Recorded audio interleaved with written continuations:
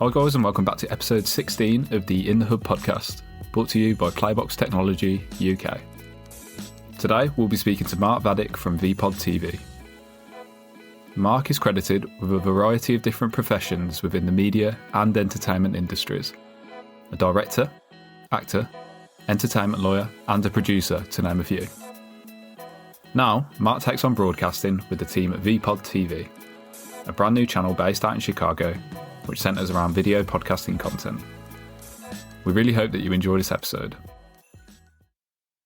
Right, so we'll get straight into it then, Mark. So how are you today? I'm doing really good, really good. How about yourself? Yeah, not too bad, thank you, mate. Not too bad. It's Friday, isn't it? Just on the cusp of the weekend. Yeah, I am pretty grateful for the week coming to an end, I'll tell you the truth. Yes. Yep. So, Mark, I think we'll just get straight into the questions then, if that's okay with you. Sure. Awesome. So, Mark, how did you get your start within the media and the broadcasting industry as a whole? And what was your background like when you first started? I was a failed actor. Actually, there's truth to that.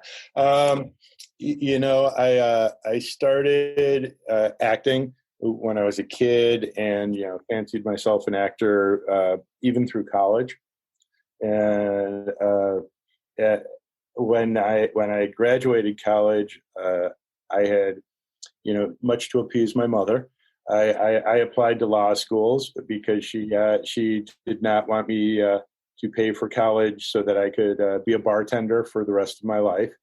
And at the when I graduated, so I got accepted at a bunch of schools, but the law school I wound up going to offered me a scholarship. And at the same time, I got offered my first role off Broadway, and the two conflicted. And that was kind of a moral dilemma. And I remember the advice was that I could always go act, but I could not always have people pay for me to go to school. So I went to school and still acted locally and started directing and writing and things like that. But yeah, that's kind of how I got into it. So I was focusing on, studying to be a lawyer, or I guess barrister or solicitor, as y'all would say. That was what was going on. And I had always just really missed the arts in theater and acting and writing. So I was trying to keep active. Even in law school, I was still directing plays. Can you get rusty? Say you were focusing on just practicing law. Can you get rusty from acting and filmmaking, or is it something that always kind of sticks with you? I think you can. Thank you. That was kind of a nice feed segue for me. So after I had practiced law for about 10 years or so, I really began to miss it more and more, and I had still participated in it. But I decided to close my law firm. And I was doing entertainment law, so I had represented some actors and some pretty famous people, and was packaging some theater and things like that. But I started to close the firm, and I literally went back to my alma mater, which was Northwestern University, and I wanted to get my master's in theater. And the rationale behind that was I really did think that you can get rusty. And it's like a muscle. So when I went, and at this time I think I had worked on a few Broadway plays, packaging them, some that had won Tonys, and I had represented guys who were icons in the entertainment industry. And so when I went back, they asked me, why are you coming back to school? And I literally said, because I got to knock the rust off my wheels. And I think doing that within an academic environment is a very safe environment to get your sea legs back. Yeah. So I think is it your office that you're sat in at the moment? Yes, that's correct. I think for the listeners, what I'm seeing now is a perfect representation of Mark's career. I think is that the kind of law diplomas and stuff in the background. And then of course we've got some reels on the other side, some film reels. So I think that's just brilliant. So the next question I kind of had for you, Mark, was obviously you've been involved in things like theatre and poetry, film and TV. Could you condense it into the one single thing that draws you in the most about the media and entertainment industry? What is it that keeps you coming back? Boy, I think it's what it is, and it's at its highest level. Okay. And for me, be art in general, theater, poetry, film, TV, and I'm not. By the way, let me preface this for anyone who's seen my movies: they're not art, but in an ideal scenario, I've seen the trailers, Mark. They are yeah. art. Thank you. You are very kind. I'll send you the check later. For me, those mediums they kind of they're transcendent. So they speak across cultural, racial, ethnic, religious boundaries. And that's an ideal world. And in those rare moments when you're working on projects like that, and you get to experience that, it becomes very addictive. And so it does draw you back in time and time again. So that's really what keeps pulling me back. And film, it's interesting. It's one of the few mediums where you get couched very easily. You stay in your little niche, and it doesn't really happen in theater. It's one of the things I like about theater. Like they don't say, "Oh my God, you just you directed a Shakespearean play. You can't do Pinter now because you're this." But like if you're in film, and my first experience was a horror movie. And they go, well, you're a horror director. And I'm like, well, yeah, but I really like this story. And they're like, no. So for a while, I was really focused. I was getting hired a lot to write and ghostwrite and direct stuff, but principally in the genre. Even to the point where people used to ask me, what do you do for a living? And I go, I kill college kids in the woods. And so they'd look at me kind of funny. I go, not for real. SAG won't let me. SAG's the Screen Actors Guild here. Okay. So that's really what kind of keeps me going. So I fancy myself a storyteller, and honestly, that even translates into my legal profession, because I principally did trial work, and I think a good trial lawyer is also a storyteller. You have to tell a story. Mark, if I'll just introduce the kind of audience to obviously how we came to meet. You've got a pretty exciting project coming up, haven't you? A new television channel that you guys are setting up. Yeah. Could you just introduce us to VPOD and what you guys are trying to achieve? Yeah. So VPOD TV, which stands for Video Podcast, and it's www.vpodtv.com. Please check that out. But what it is it's a broadcast television station in the Chicago market. And it's a true broadcast station in that we're over the air. And then it's coupled with an OTT platform, over-the-top platform. And it will be focused on talk. So it's really focused on adding visual elements to podcast and broadcasting them so that we can, expand the market and the audience share for those people. So was there a single kind of moment where you decided that you'd go ahead with VPOD? What inspired you guys to go ahead with it? Honestly, well, here, I'll tell you another, boy, I hope I don't bore your listeners to death.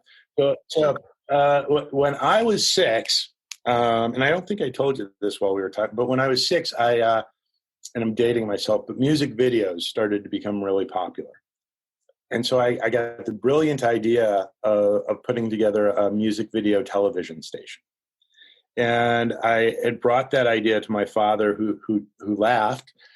And you'd be surprised how hard it is for a 6-year-old to go to like a venture capitalist and try and raise money. It just wouldn't nothing. They give you a set of Legos. Go get out of here. But I really thought it would have been a great idea. And I remember people laughing at me and going, who's going to sit at home and watch music? And then, sure enough, MTV, VH1, et cetera, comes along. And so I was like, okay. And then as I got a little bit older, I started producing some commercials. And one of my jobs in college was selling cable space. And so I was selling advertising on cable and producing the commercials as well. And they didn't have enough content. And at that point, they had offered me a cable station in Chicago. and I just didn't know what to put on it. So I passed, and I kind of regret doing that. Jump forward some more time. I started exploring putting together a television station because I had started producing some television shows, and like most things, where the distribution side of the business tends to be more economically stable than the creative side. There's a disproportionate risk on creation unless you have distribution. So I started looking into it probably 4 or 5 years ago, to be honest. And so as a result of that, Ken, who's one of our consultants, called me, and there was this opportunity that came up. Well, unfortunately, we're in the middle of a pandemic, and content is king if you're going to create a station. Otherwise, you're kind of just rebroadcasting other people's stuff, and nothing wrong with that. There's great business models, but I really wanted to blend that, and I was thinking, what can you create safely during a pandemic? And like right now, I'm producing a film, or co-producing a film in Minnesota. Plug it, called Way of the Warriors. It's a hockey movie, but we're running into all kinds of obstacles because of COVID. So obviously, if we need a constant stream of content, I was like, we can't do that. Well, what can you do with a limited cast and limited crew? Well, podcasts are kind of the equivalent of what the music video was back when I was 6 years old. It's very engaging for young people, which I just dated myself as old by using the term young people, by the way. But, don't worry. Now's the point where you go, he you don't only describe my background, you go, he has this full black hair and a black beard and all this stuff. We'll Photoshop you in the picture. Whatsoever. There we go. We'll Photoshop it. That is a good idea. Since podcasts were kind of, in my mind, the equivalent of music videos, and again, when I brought the subject up, people literally said, well, the draw of the podcast is you can listen to it anywhere. So who's going to sit at home and watch a podcast? Well, since that was the same thing that I was told about music videos, I was like, okay, maybe I can catch lightning twice in a bottle, and we're going to try this. With all the kind of producer, director, actor credits that you've had throughout your career, how well do you think this prepares you for setting up a TV channel? Have you got all your bases covered now? I can imagine you, darting around, creating the content, writing up the scripts for the interviews, all this kind of stuff. But how well prepared do you think you are? Having a wide breadth of experience, from writer, director, producer, lawyer, actor, it is very helpful. My first film, I had the good fortune of having a first assistant director, production coordinator, if you will, who knew theater, because I had moved from theater to film, and never really even entertained doing a movie. And he translated that language for me very well. So I'm like, who's that guy? Who's that gaffer? He goes, lighting designer. I'm like, oh, okay. And I'm like, who are you? He goes, house manager, stage manager. Oh, okay, I got you. And so he translated it for me, and we got through that shoot. And what I learned was that on that film set, if you really wanted to be able to direct it, no pun intended on being a director, but if you really wanted to be able to move and create what you wanted, and at least move it in that direction, because it's collaborative, you had to know everybody's job so that you could talk to them and you could appreciate the problems that they were dealing with. So to that extent, I think, being a producer, director, writer, actor, lawyer, Indian chief, it helps, because you not necessarily because I can do anything, because I can't. You only have 24 hours in a day. But when I'm delegating things to people, it helps because I can understand the hurdles that they're going to be experiencing and the obstacles, and I might be able to help get them through some of those obstacles easier. So when you were kind of building up the idea of VPOD, and the infrastructure you're going to have coming along with this channel, what were the main concerns for you guys? What did you want to prioritize in terms of getting the infrastructure set up for the channel? Well, again, I kind of got lucky, if you will, in that the group of people that I worked with, when we pooled our resources and our collective experience, it just seemed like the infrastructure kind of came together. It was a very complementary relationship. So, Jason, who I think you had talked to, Jason knows tech and marketing. I knew the creative and the nuts and bolts of production and all the exciting contract stuff that comes along with it.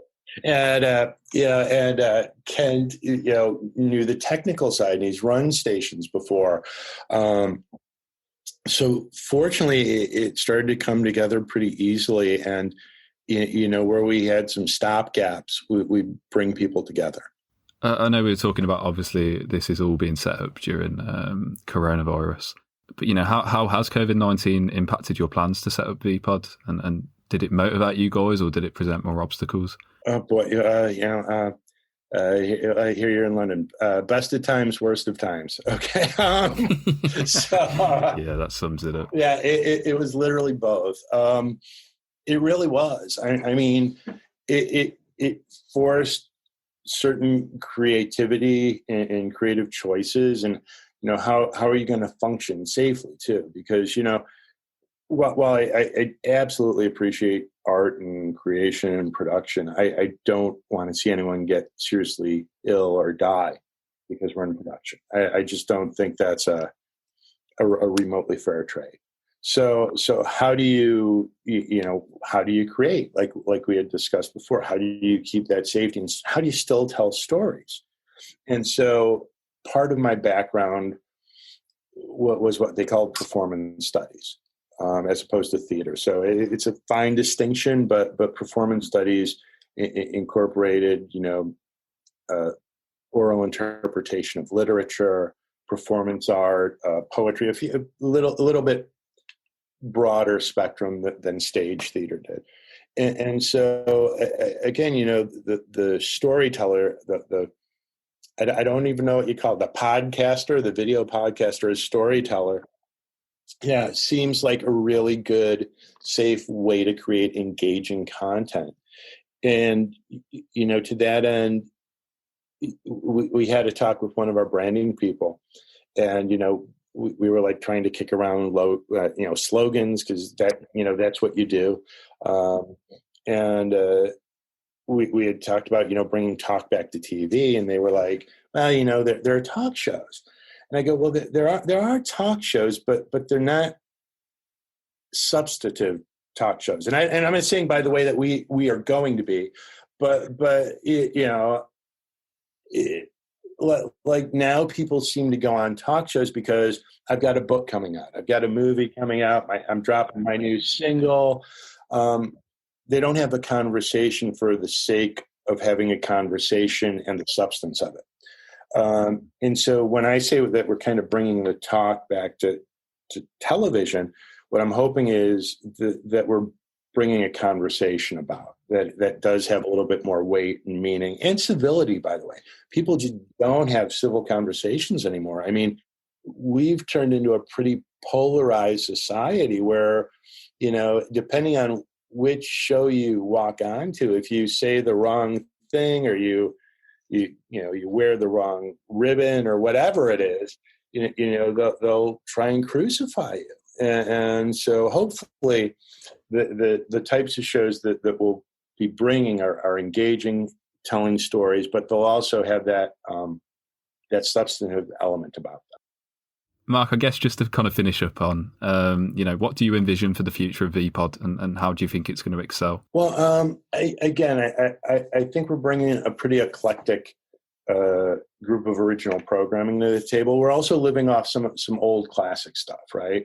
So we'll incorporate old stuff, classic television, and then as we create new content, which is going to be longer, by the way, because of the pandemic, just by force, it takes longer to produce stuff. We'll start cycling that out.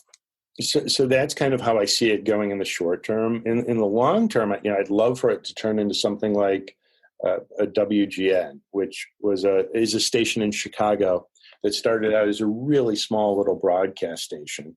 And now, honestly, it's one of the biggest national stations in the country. And I would love to kind of follow that model where we have affiliates and they're bringing our content into their various markets. So yeah, that would be, I guess, my long-term goal with that. So I guess all that's left is how can people get in touch with you personally, and where can they find out more about VPOD TV when it launches? Sure. Well, obviously they can go to the website, which is www.vpodtv.com. And if they want to get a hold of me, so if you're a content producer or just have questions, or you're interested in affiliates, partnering somehow, advertisers, please take note. They can reach me at just Mark, M-A-R-K, at VPODtv.com. And then the other thing that I guess I should say for content producers, because, a big part of, I think, what draws people to podcasting is, opening up the ability to get your ideas across, right?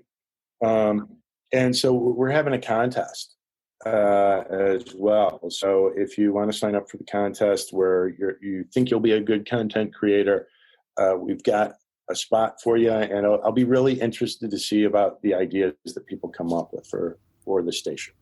Yeah, so definitely any budding content creators out there, definitely take up the offer on that. I'm really excited to see what you guys do, and can't wait. It's gonna be really exciting. Appreciate the help, like you guys, at Playbox too. You've been really helpful. Like your solution is really, it's made it a lot easier than it would have been without it. Thank you so much, Mark, for taking the time out as always. It really is appreciated. I think that was a really good one. And just because of some of your